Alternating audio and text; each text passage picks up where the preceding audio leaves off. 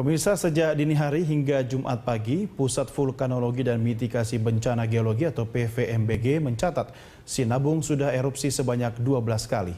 Erupsi juga disertai gempa guguran dan gempa hybrid yang menandakan masih tingginya aktivitas Sinabung. Hari ini Sinabung kembali erupsi dengan ketinggian kolom asap mencapai 2 km. Selain itu, luncuran awan panas juga terjadi sejauh 2,5 km mengarah ke selatan. Meski telah erupsi sebanyak 12 kali sejak dini hari tadi, status Sinabung masih status siaga atau level 3 dengan jarak aman berada pada radius 3 km untuk arah selatan dan 5 km untuk arah tenggara.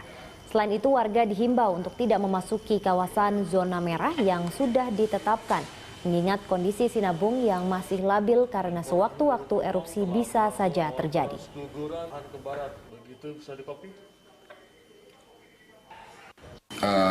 Kita amati dari jam 12 tadi malam sampai pukul 6 tadi pagi, itu ada 24 kali kejadian gempa guguran, kemudian ada 19 gempa low frekuensi, kemudian juga ada gempa hybrid sebanyak 4 kali. Kalau tremor dia tremor terus menerus, amplitudenya 1 sampai 5 mm. Kemudian awan panas guguran terjadi 1 kali dengan jarak luncur 2.500 meter ke arah selatan dan tinggi kolom 500 meter. Kemudian barusan sekitar pukul 7.35 pagi ini terjadi 1 kali lagi awan panas guguran dengan jarak luncur ke selatan sejauh 2.500 meter.